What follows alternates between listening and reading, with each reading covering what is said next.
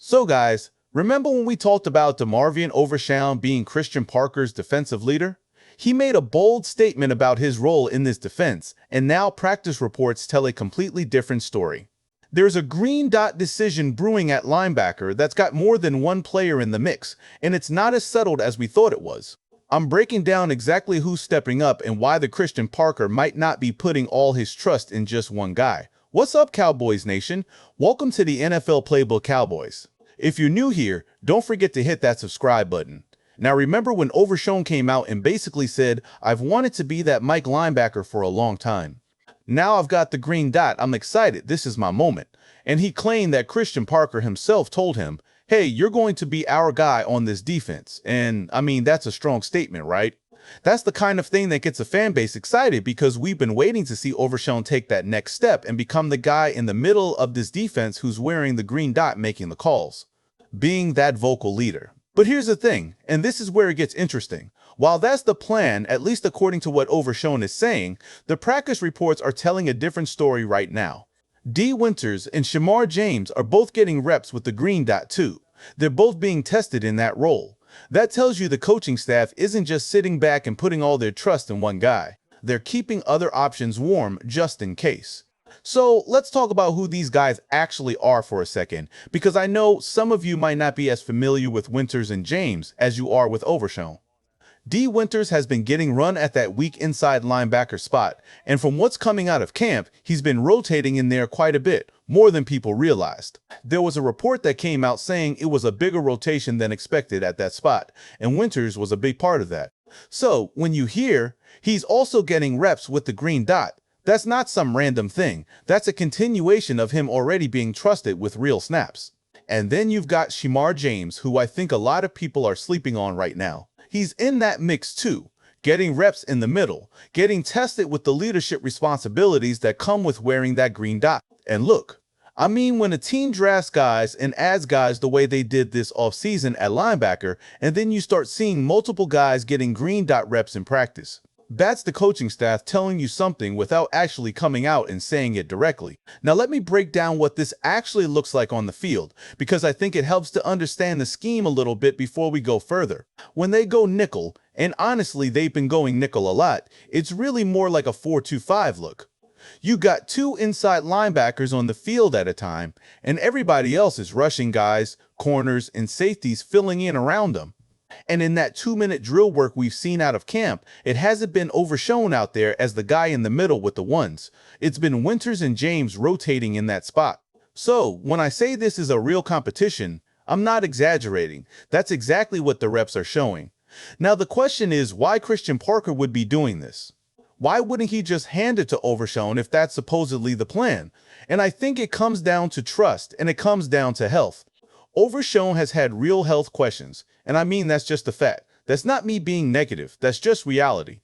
When a guy is coming off the kind of injury he's coming off of, you don't just assume he's going to be full go for 16 or 17 games. You prepare like he might not be. And that's exactly what it looks like Parker is doing here. He's saying, okay, I believe in Overshown, I want him to be the guy, but I'm not going to be caught off guard if something happens. I'm going to have Winters ready. I'm going to have James ready so that if Overshown goes down or isn't quite right, this defense doesn't fall apart at the Mike linebacker spot. And I respect that from a coaching standpoint. That's a smart team building. You don't want your whole defensive identity resting on one guy who has an injury history, no matter how much you believe in him. So, this isn't a knock on Overshown. This is just Parker being realistic and building depth at a spot that needed it last year. We saw how much that position struggled. We saw guys who were supposed to be the answer just not perform. So this year, they're not taking any chances. And it's not just the inside linebackers either, because there's a similar conversation happening on the outside with Sam Williams. He's not playing much of that 4-eye look. He's mostly out there on the edge. And the thing with Sam Williams is discipline. He's a talented guy. He can rush the passer. The athleticism is there. Nobody's questioning that. But in this scheme, if you're playing that gap and a half responsibility, you have to stay in your lane. You can't freelance. You can't jump a block just because you think you see something. You can't compromise the whole integrity of the defense trying to make a highlight play. So The question with Sam Williams isn't about talent. It's about whether he can play with the kind of discipline this defense demands. If he can, they might have something pretty special on that edge. If he can't, well, no harm, no foul. They move on. Now let me pivot to something else because this next part, honestly, this is the part that's got me a little excited, and it's a name that a lot of y'all have forgotten about this offseason, PJ Locke. I mean, with everything going on, Rashawn Gary, Malachi Lawrence, all the draft picks, all the noise, PJ Locke has kind of gotten lost in the shuffle. But there was an interview he did recently where he started talking about his relationship with Caleb Downs. And honestly, it's got me thinking about this safety room a little differently. So PJ Locke, for those who don't remember, came over in a similar situation to how Javonte Williams came over a couple years back.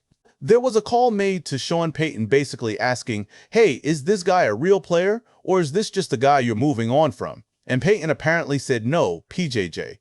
Locke is a starting caliber safety. We just don't have room for him here. If you got a spot, get him on the field. And I mean, that's a pretty strong endorsement coming from a guy like Sean Payton, who doesn't just hand those out to anybody. And people forget that this guy already showed up on a big stage. He picked off Josh Allen in the playoffs, in the divisional round no less. That's not some meaningless preseason snap. That's a real interception against a real quarterback when the lights were the brightest. And his journey to get to that point is honestly kind of interesting too. He started out at Alabama as a freshman before making his way to Ohio State. So this isn't some guy who fell into a role. This is a guy who's been through real competition his whole career and has still found a way to make winning plays when it mattered. And what's interesting is, in this interview, PJ Locke started talking about the bond he's building with Caleb Downs. He talked about how after practice he's out there doing extra work, and at first Downs wasn't joining him, but slowly he started coming around, and now it's gotten to the point where if Locke starts a workout without him, Downs is like, hey man, my fault, I'm coming, wait for me. And honestly, I love hearing stuff like that, because that tells you about the kind of work ethic and camaraderie that's building in that safety room. Locke even said he sees a lot of himself in Downs, the way he asks questions, the way he approaches the game mentally, and honestly, that says a lot coming from a guy who's already got real snaps under his belt, playoff snaps at that. He's basically saying this rookie is already ahead of where he was at this stage, and I want to be there for him because I know what it's like to go through that rookie roller coaster. And I don't want him to have to go through it alone. Now, why does this matter for the bigger picture? Well, think about the safety room as a whole right now. You've got Malik Hooker, who's the veteran, the guy who's penciled in as a starter and honestly deserves to be there. But then you've got Jalen Thompson, you've got Caleb Downs, and now you've got PJ Locke. That's a lot of quality depth at a position that doesn't always get talked about enough. And with Christian Parker's defense, the safety position and that nickel role especially is more important than people give it credit for. So when you hear PJ Locke saying, look, I don't just want to be a strong safety or a weak safety guy. I want to be able to play anywhere on the field. That's exactly the kind of versatility this defense wants. Because if Jalen Thompson has to slide out of a role due to any kind of injury concern, you want a guy who can step into that spot without missing a beat. And that's what Locke is saying he can do. And honestly, based on what limited tape and interviews we've seen, I believe him. So guys, put it all together and you've got a linebacker room where Christian Parker isn't trusting just one name. He's building real depth behind DeMarvion Overshown, with D. Winters and Shemar James both proving they can handle that green dot if called upon.